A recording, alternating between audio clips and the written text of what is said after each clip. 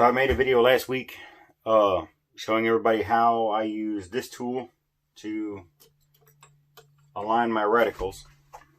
And anyway, I said to a couple of people that I would show them why I use that tool and why aligning my reticle is so important to get the maximum precision out of my gun. So let's go over here and look at the board again and see what I've got.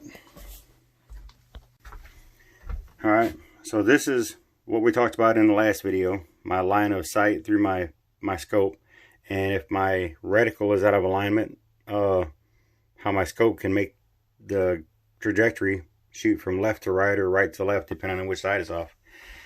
So let's pretend this is an 1.5" group and I've shot several pellets and that's what I can count on. I can count on my gun producing an 1.5" group at a certain distance. Alright, so let's say that I've got a target like this and I'm shooting that target at whatever, 50 yards, whatever. Anyway, if my reticle is all out of alignment and my gun is shooting right on at my zero, but past my zero it's shooting off to the left, you can see what's happening here.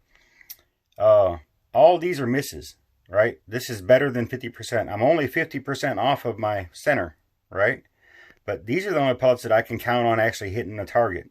You know, there's more of it over here because it's moon shaped, so there's actually more misses. So the farther off you get, even though you're only 50% off of the center, you're going to miss more on a round target. If you got a square target, that's great. I don't know what you're shooting at or exactly how important your perfection of your reticle is, you know, precision shooting.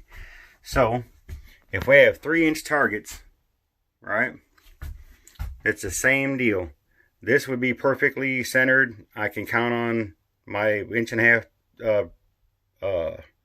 grouping to be in here. If I get over here to this one and my trajectory's off, like I don't have the range right, so I'm actually hitting low on the target, this is all I'm getting. I've literally shrunk my target that far. So my 1.5" wouldn't fit in there. Half it's going to be down here. Again, it's kind of moon shaped, so it'll lie to you a little bit about exactly you're going to miss 50%. This is going to miss way more than 50%.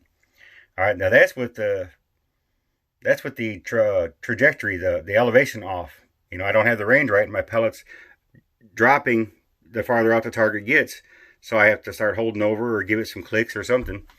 Same thing happens over here if I don't have my alignment right. If I'm shooting off to one side, this is my center line of where my group is. So anyway, I've shrunk my target. The farther over here you get, you literally don't get to use all of your target. If this line was over here a little farther, now I've got an 1.5" in here, but look at how the height got taken away. See that? That's how much smaller my target gets in height also, not to mention the width. That's how much smaller my target gets. So anyway, if you don't need maximum precision out of your gun, this probably isn't for you. But the more error that I can take out of my gun and my setup, that's helping me out. That's, you know, I a lot of times I shoot field target and you only get a couple shots at the target. You get the first shot, you don't know how far away it is. You have to range find it with your scope, click or hold over, and you get one chance to hit that, and it's not a 3-inch target. The maximum targets are 1.5". So you only get one chance to hit that thing at 55 yards.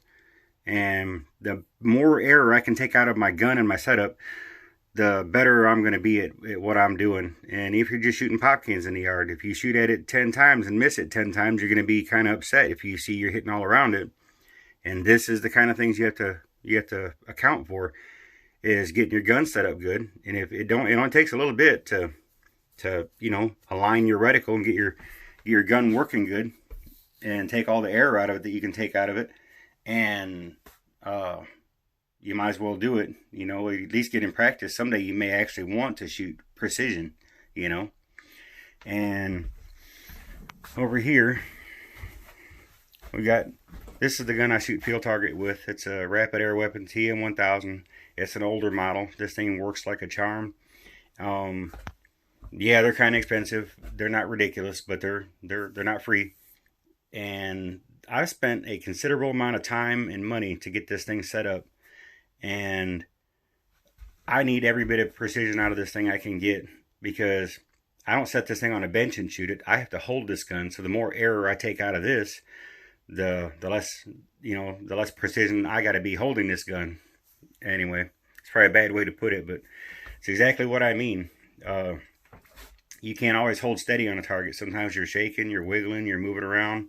So if the gun's going to drill holes for you, then you don't have to be quite as perfect with your hold and steadiness, Anyway, I want to show you that. That is my Aeon 10 to 40 by 56. They don't import these anymore. They lost their importer, and